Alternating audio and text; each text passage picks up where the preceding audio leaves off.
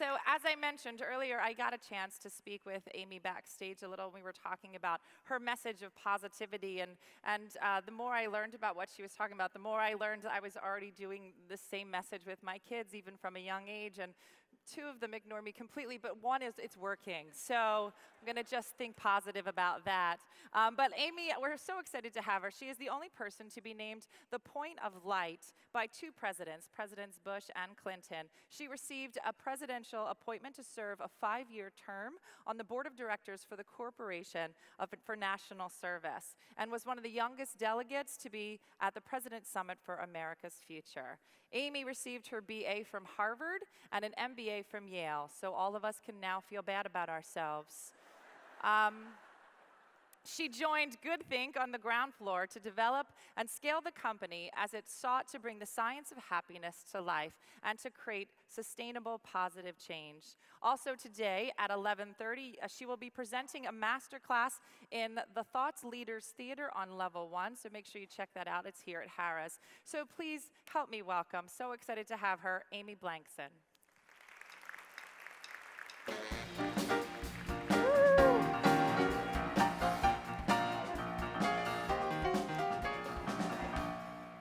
Good morning, MPI. I'm so grateful to be here with all of you today. And let me tell you a little bit about why. When I was growing up, my father was a neuroscientist at Baylor University, and he once told me that the average scientific journal article was read on average by 7 people.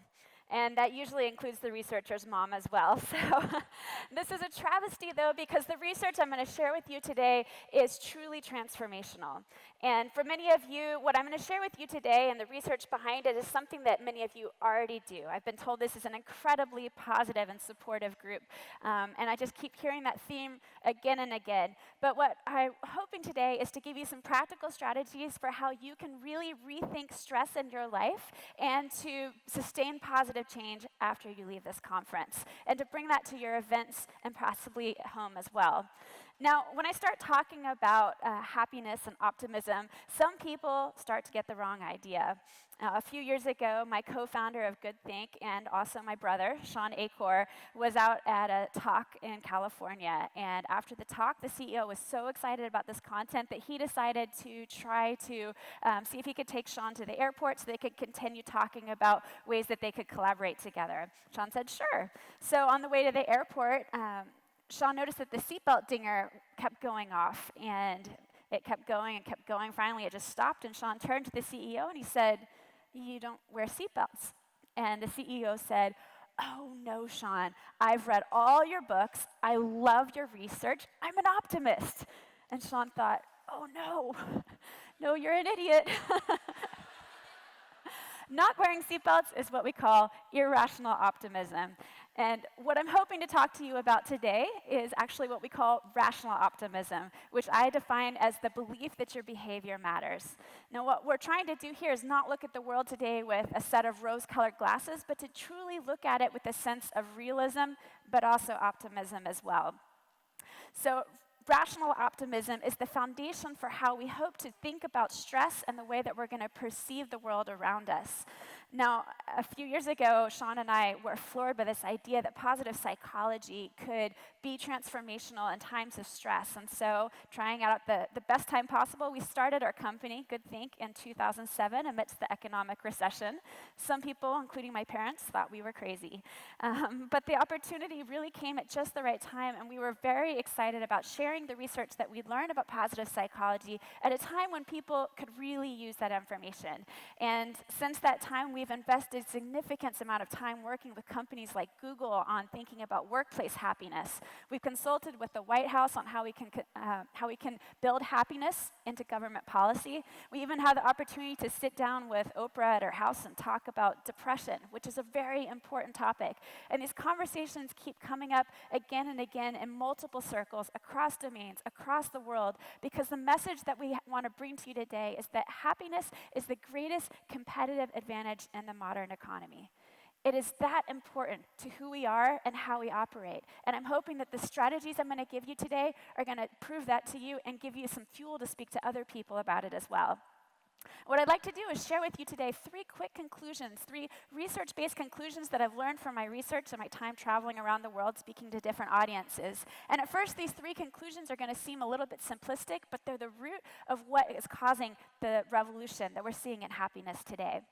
So the first conclusion is that happiness is a choice. Now, a lot of times people start to think, well, I can't be happy because of my genes or my environment. Those things dictate my happiness. Is happiness really a choice? And the answer is yes, because I think that sometimes we start to hold back our happiness levels because we think, oh, there's so many things in the way. Oh, I'm just going to be happy when this happens. Well, the truth is that every time we push happiness over the cognitive horizon, we've just moved the goalpost for what happiness looks like, right? So when we start out in life, your parents tell you need to get good grades. And once you get good grades, then you'll get into school. And once you get into school, well, then you need to get into graduate school or get a job. Once you get that job, you need a promotion. Once you get promotion, then you need to get a house with a picket fence and 2.5 kids, however that works. And so each time this happens, we keep saying, oh, I'll be happy when, I'll be happy when. But what we've discovered is that the formula for happiness is actually reversed. It's not, I'll be successful and then I'll be happy. The brain actually works in the opposite order, that when you're happy, you're then able to experience what we call the happiness advantage, meaning that your brain works better at positive than it does at negative, neutral, or stressed. So when the brain is positive, it's actually able to see more possibilities and opportunities around you. In fact, specifically, a happy and engaged brain has 37% higher sales, 3 times greater creativity, 31% more 3 times more creativity, 31% more productivity. You're 40% more likely to receive a promotion, 23% fewer fatigue symptoms in your life, you're 10 times higher engagement levels, 39% more likely to live to age 94, and 50% lower chance of heart disease. Wow, right? If these statistics are true, and they are because this is the research that's been coming out of positive psychology for the past 20 years, if these are true, why aren't we doing it? Why do we sometimes buy into the idea that being stressed and negative is actually helping us? These statistics show to us that there's a way and a reason behind the happiness advantage that fuels our need to perform and find that success, that once we're happy, then we'll be more successful. So how does this work? Well, it happens because of something called dopamine. Now, most of us have heard of dopamine. It's the neurochemical that creates that feeling of happiness within us. But dopamine also plays a really important role that you may not be aware of. So when the body feels happy, it releases dopamine, which then makes you actually turn on the learning centers in your brain, which then make you able to see more opportunity and possibility in your life. So that change in what's happening in your brain is what enables you to hit all of the statistics that I just showed you. The dopamine plays an essential role. So when people ask me, well, is happiness really a choice? I say, yes, it is, and here's why.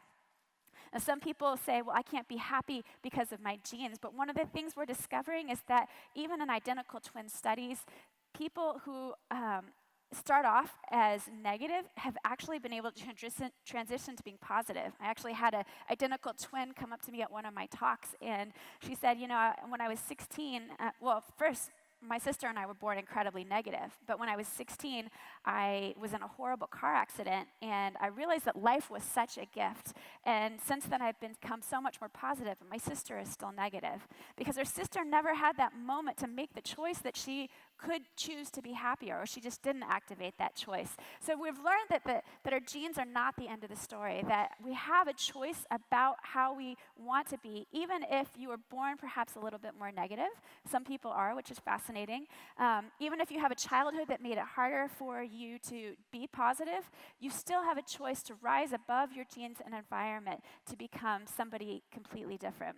I love this picture of the identical twins.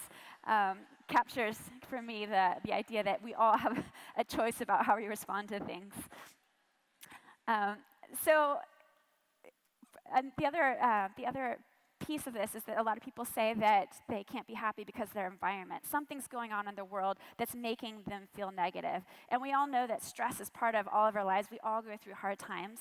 One of the hardest times for me in my life was when I was newly married and my husband was stationed in Biloxi, Mississippi. It was his very first assignment in the Air Force, and the Air Force sent us to Biloxi, Mississippi, which, let's be honest, wasn't on my top 1,000 places to visit or even live in my life. But I did the best to stay positive at that point in my life. And we settled in, bought our first home. I got a cute puppy. We started making friends in the community. And then 3 months later, Hurricane Katrina hit. And in the span of just 3 days, I lost my house, I lost my dog, and I lost my community. And anxiety started to creep into my life as I started to wonder whether or not I could be happy again, whether or not my happiness was dictated by external factors like congressional budgets for deployment for my husband or weather systems that came and went all the time. And as I started to feel that, I realized that I felt out of control. I felt like I didn't have a choice about my happiness. I once saw a photographer named Chino Otsuka, and Chino Otsuka she photoshops pictures of herself as an adult into pictures of herself as a child, which is fascinating. And so you'll see in this picture here, each of those photos has an older and younger version of herself that she put together. And she has this theme in her photos of what I wish I knew back then. And what I wish I knew back then during Hurricane Katrina was the research from positive psychology that I know today. The research specifically of Sonia Lyubomirsky that found that only 10% of our external circumstances determine our happiness. The other 90% of our happiness levels are determined by our genes and perception of the world, which is amazing, right? 90%, which means that if you tell me where you live, how many kids you have, and how much money you make, I can accurately predict how happy you are, but only by 10%, because the other 90% is up to you. 90%. I think back to this, I wonder how different my life would have been if I'd known that the turmoil we felt during Hurricane Katrina wasn't permanent and pervasive, but it was really an opportunity where I could and would grow out of it from post-traumatic growth. That I would find these connection points with people all around the world, that we'd meet volunteers and learn experiences and important lessons that were very helpful to who I am today. And I wonder how the other people on the Gulf Coast would have responded if they had known this research as well. It's part of what sends me on a mission to share this research with you today, and I hope you take it along with you as well. We all go through stressful times in our life, right? We find that the research is showing us that if you are able to perceive stress as a challenge and not as a threat, you can actually decrease your negative stress by 23%. 23%. So just flipping around the way that you're thinking about the stressors in your life changes your outcome. And the reason why this happens is because when you feel stressed and you think about something as a threat, it actually ignites your fight or flight response. So you start to become more anxious, and your body physically and emotionally starts to have different feelings than if you're thinking about your stress as a challenge, as an opportunity for growth and possibility. So knowing that meeting planning is one of the top 5 most stressful industries out there, I want to pose the question to you. Do you think about your job as one that is a source of stress, that's a threat, or is it a challenge? And how is that impacting both your happiness levels as well as your work outcomes and those around you as well? So we've talked about all the reasons why happiness is so important, but I want to show you in a quick example here that I call the mirror neuron experiment. Now we have to be pretty quick about this, so none of you have to participate in my experiment if you don't want to, but if you do, what I'd like for you to do is to partner up with someone in the audience. So everybody find a partner real quick. Look around. If you need a partner, raise your hand. I can see some of you out there.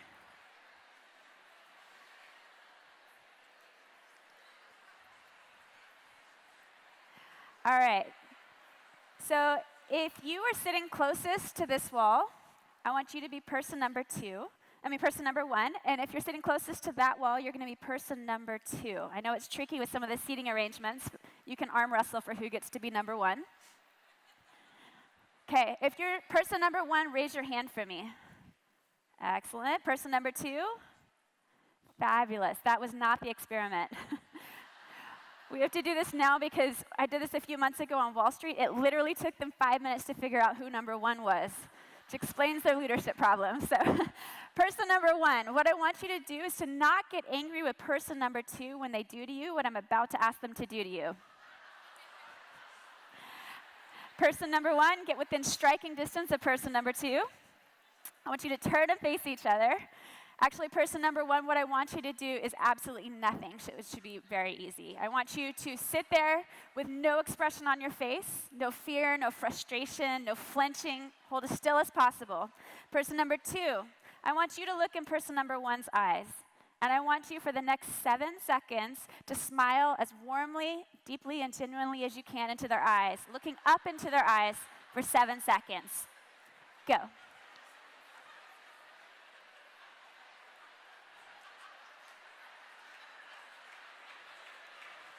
All right, stop. This group is terrible at this.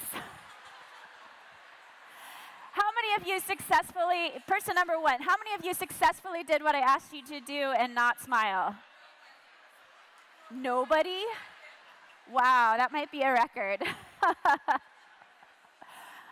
So what's interesting about this research is that I know that you can control yourselves, right? It's the reason why you've been as successful as you are today. But for some reason, for 7 seconds, you can't hold it together for me. And what we're discovering through this experiment, it illustrates something really important about the human brain, and it's called the mirror neuron effect. Mirror, like you're looking in the mirror, neuron, like a tiny part of the brain. And what happens, just like in this adorable picture of the monkey and the man sticking his tongue out, is that when you see somebody do something in your visual cortex, your body wants to mirror it. So in my brain, it says, Amy, you're smiling, and I say, no, I'm not. And before I know it, my face is contorted into a smile when you're smiling at me. And I say, what happened there? But that's called the mirror neuron effect. And we discover with the mirror neuron effect that just as positivity spreads through a smile, like it did in this room, so does stress and negativity. Stress and negativity can spread in a room in less than 2 minutes to more than 60% of the people in the room. We find that stress and negativity spreads like secondhand smoke, and you don't even have to be the person who's stressed to be causing that effect. So what we want to do with the stress in our environment is to find a way to buffer ourselves through wirelessly rippling out positive change. And it's something that we have to very intentionally practice. And the way that we practice this is what I call choosing positive habits. Now, the second conclusion that I'm sharing with you today is that happiness is actually a habit that you can practice. It's something that you can get better at. And I'm going to touch briefly on a couple of habits that I want you to be able to walk away with. But before I do so, I want to share with you why this works to practice positive habits. Now, imagine yourself, you're in a blinding snowstorm, and there's snow coming at you at all different directions. This is actually what happens in the brain. The brain actually receives 11 million bits of information every single second. But the human brain is a single processor, which means that it can only process 40 bits of information at any given second. So imagine trying to pick out 40 snowflakes in this blinding snowstorm. That's what your brain is doing. And if your brain spends all day scanning that environment for the stresses, the hassles, the complaints in your environment, it literally has no brain power left over to scan the world for the things that are positive, that give you meaning and importance in your life. So what we're trying to do with positive habits is to reteach your brain, to retrain your brain to scan the world for positive habits and for positive gratitudes in your life that can then rewire your brain to be more positive for the long run. So the 5 habits I'm going to share with you today, and if you want to learn more about them, I invite you to come to my master class after the session. We'll go more in detail and have some dialogue about what this really means in your life. But the 5 habits include journaling, gratitude, acts of kindness, meditation, and exercise. And these 5 habits, I think they're on page 20 of your conference booklet, so it saves you some time writing down notes. But the 5 habits are 2-minute interventions that we encourage you to do for 21 minutes every day in order to really begin to reap the happiness advantage in your own life. And I don't have time here today to go through each of these 5 habits, so if you want to learn more about what those mean, I invite you to come join me. I'm going to skip ahead through a couple of these slides so that we can get to the third and final conclusion, which is that happiness spreads. And the reason we know it spreads is something called social scripts. Now, social scripts in our environment tell us about certain expected behaviors, right? So we have certain behaviors in our life, like when you meet somebody on the street, you typically don't say hello to a stranger, and maybe you do, but it's a general nod. If you get on an elevator, most of the time, if you don't know that somebody else is in the elevator and it feels awkward, what do? We look at our cell phones, right? And everybody pretends that there's something very important on their cell phone that they have to do. But Ochsner Health Systems decided to rewrite a social script within their hospital. They wanted it to feel more like a luxury experience for their patients. And so they adopted what the Ritz-Carlton calls the 10-5 way. And the 10-5 way is that when a patient comes into their hospital, all the staff have been trained that when someone comes within 10 feet of them, they're supposed to smile. And if they come within 5 feet, they say hello. Very simple policy. But within 1 year, they found that the patient referrals to the hospital had increased dramatically, that doctor satisfaction levels had gone up for the first time in a decade, and that the revenue for the billion-dollar organization had gone up 0.1%, which doesn't sound like a lot, but gives a whole new meaning to the idea of the million-dollar smile. Now, in this conference, we talk a lot about rethinking the ways that we do meetings. And I think that what the conference planners have done today is just tremendous, with different seating styles, different sight lines, rethinking the way that we have traditional scripts for meeting planning. And so each of you has an opportunity today to take the torch back to your communities. How are you going to rethink the scripts that are in your organizations, particularly for stress and optimism? Will it be something that you encourage, that you think about, things that you can build in to specifically focus on happiness as opposed to just getting through all the tasks and all the conference attendees? Can you bring up different topics? Can you engage people in a very meaningful way that connects both their work and their personal life? So my hope today is that you'll seize the opportunity that you have here at MPI to take this research home with you and to really begin to make happiness a choice in your life, make it a habit, and spread happiness to those around you. Thank you so much for the opportunity to join you here today. Appreciate it.